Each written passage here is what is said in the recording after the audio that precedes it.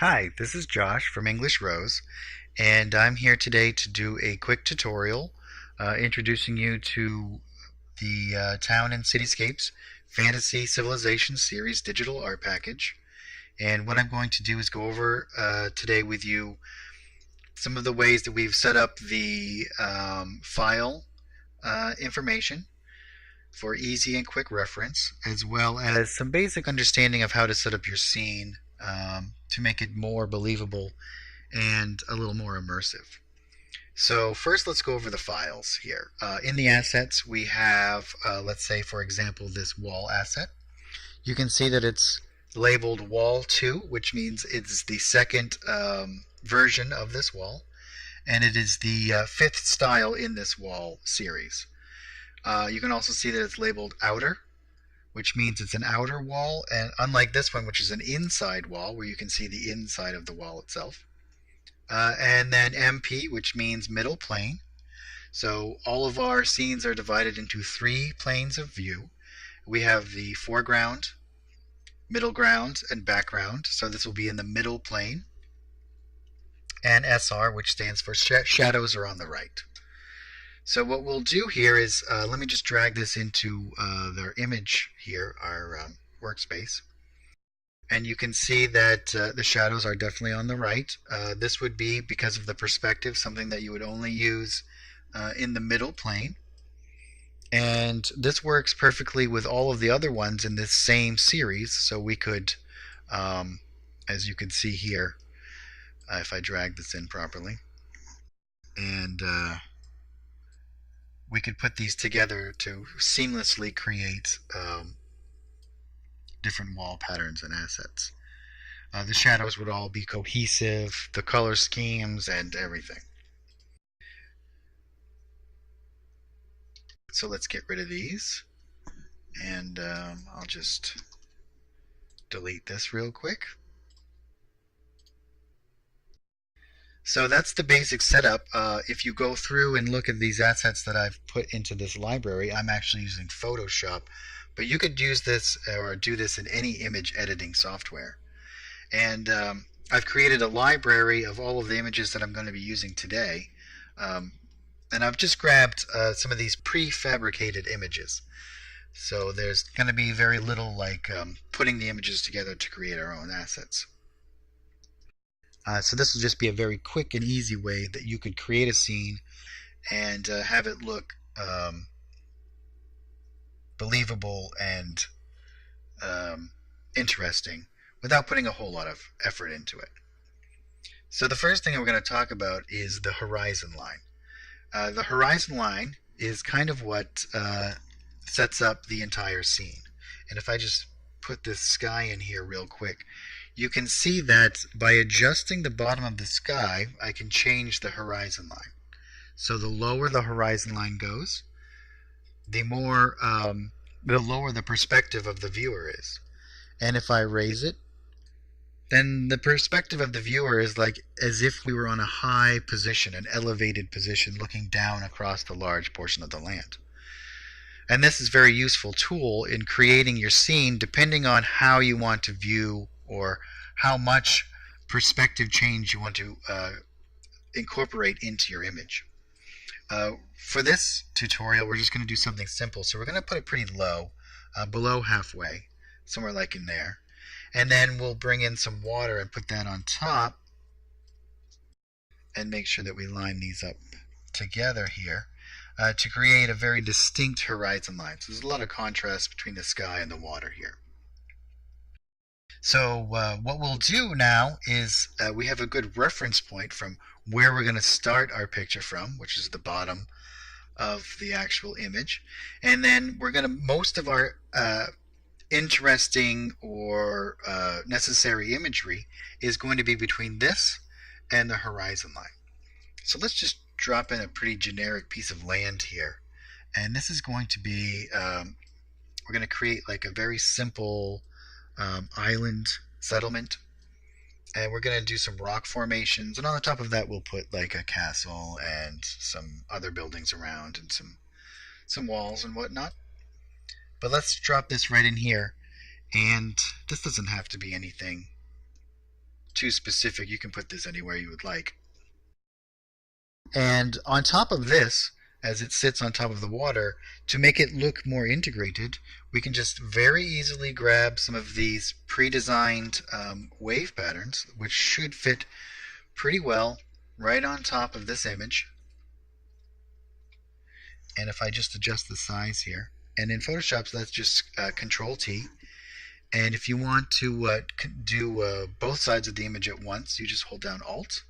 And if you wanted to be more precise with it, you can just hold down Control or Command if it's on a Macintosh. And then you can really kind of manipulate the image without having too many constraints. So we'll just kind of line this up here. It doesn't have to be super exact right now. We're just trying to create a general feel of what we want our image to be like. So we can put this right on here. And then we can have a variation of this, which is a larger version with lower opacity, so it's more transparent. So it's kind of like the waves are forming outside of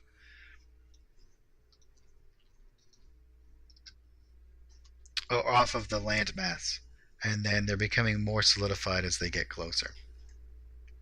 And we can do the same on this side. We just have to grab one of these. Very simple. And kind of manipulate the image slightly to make sure that it lines up well.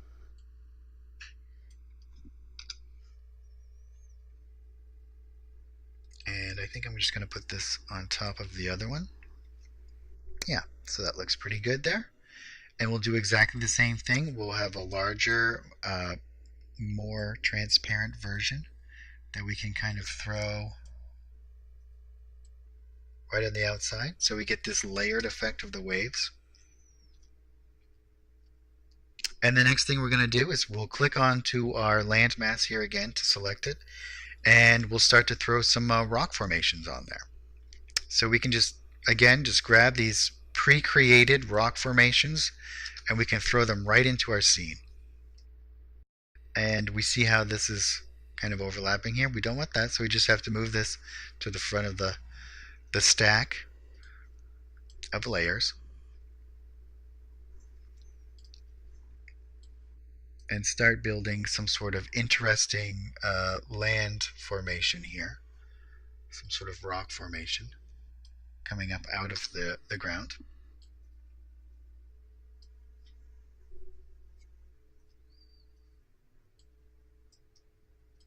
And you can kind of manipulate these any way that you see fit.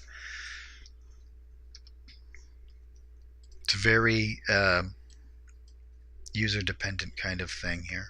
Just trying to create some sort of interesting formation that we can then put our structures on. So I'm going to go ahead and fast forward here and put the rest of this together real quick, and then we'll start talking about the other structures. Okay, so now that we have a really basic structure here that kind of has an interesting little hole in the middle, it's a more fantasy kind of style thing. What I'm going to do is I'm going to shrink this entire section, and I can do that very easily by selecting all of the different layers and hitting Control T, and then we can uniformly change the size of this. Probably something around that size.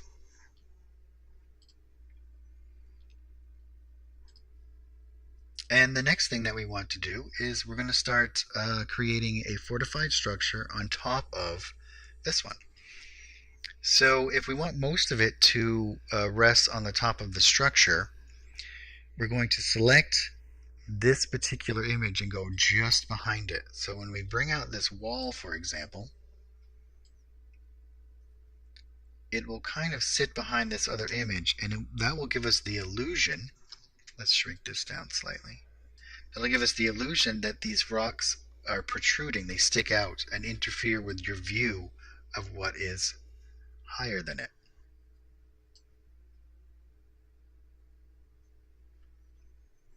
And then we want to go just behind this wall, and we can pull out these pre-created images, and you can see how easily they fit together and the way that the shadows are all seamlessly done.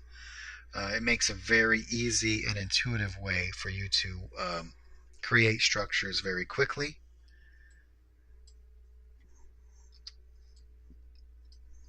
and it gives you a lot of flexibility in the creative process, and so you're not so hindered by the monotony of trying to do all of this yourself.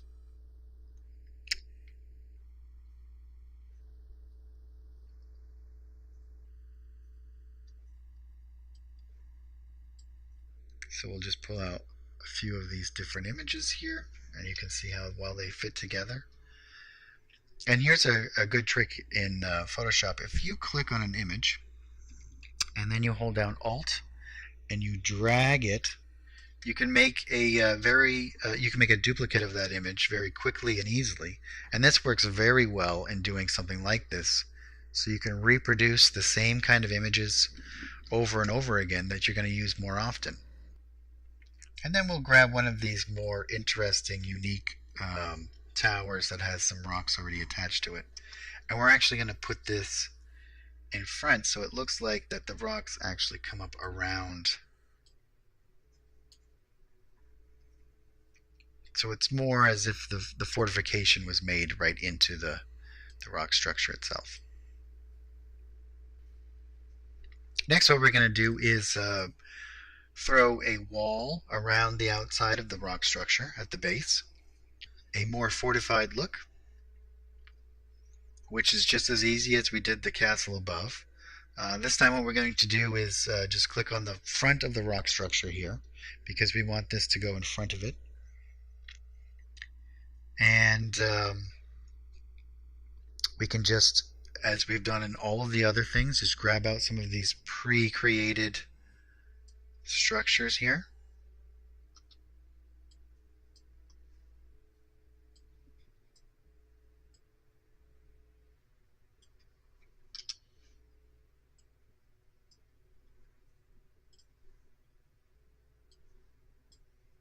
Put these together in a very natural looking and convincing way.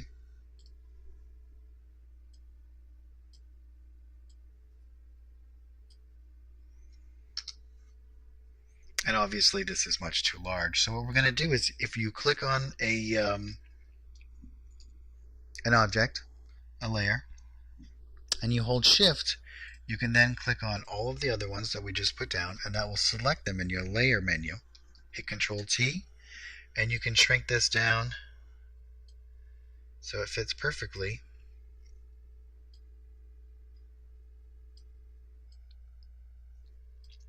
onto the landmass.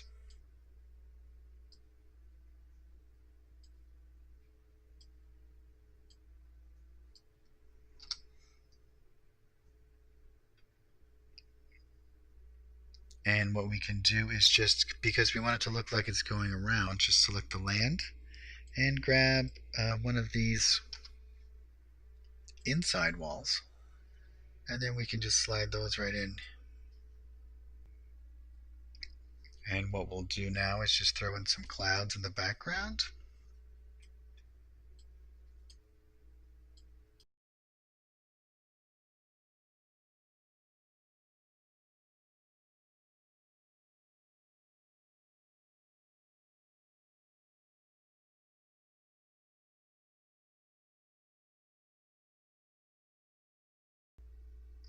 And you can see in a very short amount of time, you've created an already quite complete scene here. Pretty much all that's left to do now is to put in houses and foliage, which is also extremely easy to do. If you wanted to drop in, let's say, for example, some hills in behind the wall,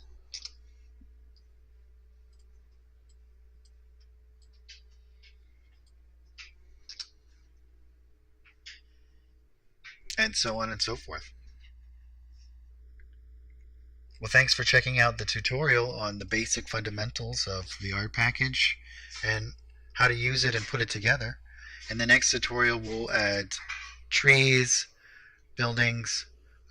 We'll go over the unified palette system that we've created, so we can put in our own shadows and make the scene much more believable.